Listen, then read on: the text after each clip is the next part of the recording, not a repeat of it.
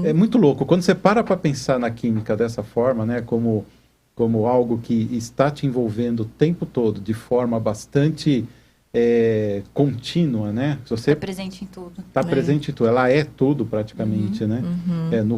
Desde quando você imagina um componente na sua cabeça, estão ocorrendo reações químicas lá dentro, até a imaginação é feita da química, né, se você for pensar bem. E de repente você tem essa deterioração, da depreciação do termo, né? Recentemente tem uma discussão muito chata, para falar a verdade, falando do uso da amônia como sendo algo que faz mal, porque vem lá da agricultura e não sei o quê. O pessoal não para para pensar que você elimina amônia no seu suor, né? Assim, tudo bem na urina também, da vaca tem. E é graças à amônia que você tem, né? Um dos elementos da UNPK, né? O fósforo, o nitrogênio e o K é potássio, né? Isso. Que são os elementos que fazem as plantas crescerem, etc. Então, e muitas vezes, se você não tiver amônia ali, você não tem a natureza, a árvore crescendo, você não tem nada. Então, entrando na questão dos fertilizantes, né? Que entra na questão dos fertilizantes. Começou a se falar muito também, até pela questão do fornecimento da Rússia, né, etc. Teve esse lance, mas você olha assim, você para pensar, poxa vida, a natureza ela é equilibrada por natureza. Sem trocadilho, né? Ou seja, você quando excreta amônia, só de estar transpirando aqui, tem vapores de amônia aqui em volta da gente, né? Os animais, tudo. E isso daí é que é usado pela própria natureza fazer as plantas crescerem, etc. Quando morre um ser e é reaproveitado pela natureza, né? Todos esses componentes são devolvidos ali, né? Então, assim, uma das ideias do nosso podcast aqui é a gente desmistificar a ciência de um modo geral. Então, a gente discutiu matemática, inteligência artificial, ciências de foguete. E eu acho que esse tema da química ele é muito importante exatamente nesse sentido, né? Para criar um pouco essa capacidade das pessoas enxergarem a natureza e a química como algo extremamente natural.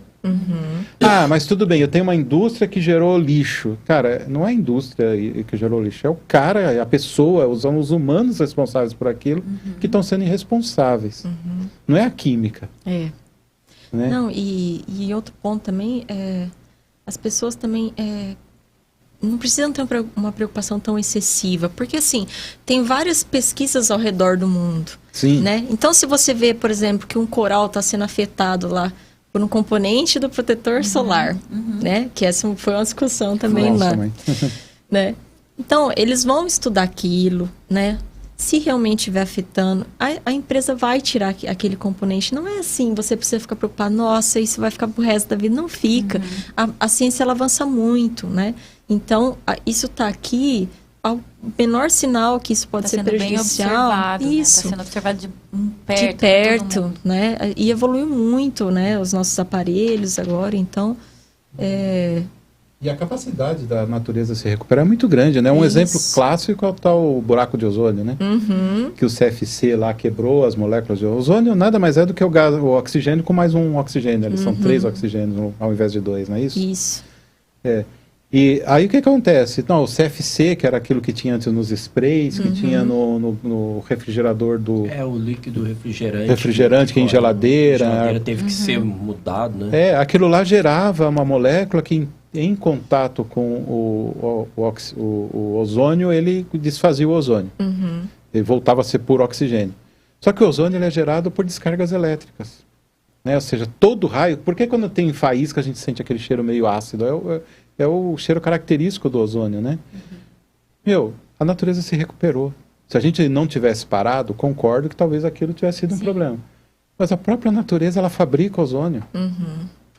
Né, o tempo todo. Quantas milhões de descargas elétricas não tem na atmosfera? E é o que a Sara falou nesse sentido aí dos refrigeradores que descobriram ali que o líquido substituiu né, o gás e tal. O amianto, que era extremamente usado. Telhas, descobriram que ele podia gerar...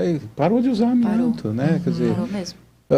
A química é um problema se ela não for respeitada. De certa forma, né? Respeitada. E respeitada, porque assim... a gente tem a vida tem uma condição de existência e que ela chega a ser delicada, sempre é. E se você gera algo que é tóxico, etc., que você pode danificar e mantiver a exposição, obviamente você vai prejudicar. Mas se você percebe e é responsável o suficiente para parar... É questão de sempre, acho que também de melhoria contínua, né? Isso. As coisas precisam ser desenvolvidas, as coisas precisam ser criadas, geradas. Aí, a partir daquilo ali, você vai melhorando, vai adaptando. Mas você não pode deixar de fazer nada porque precisa chegar no perfeito logo de primeira. Então, assim, eu acho que é um processo, né? Acho que é normal isso, vai fazendo essas correções. Exatamente. Né? Senão a gente não sai do lugar, não cria nada, não desenvolve nada, né?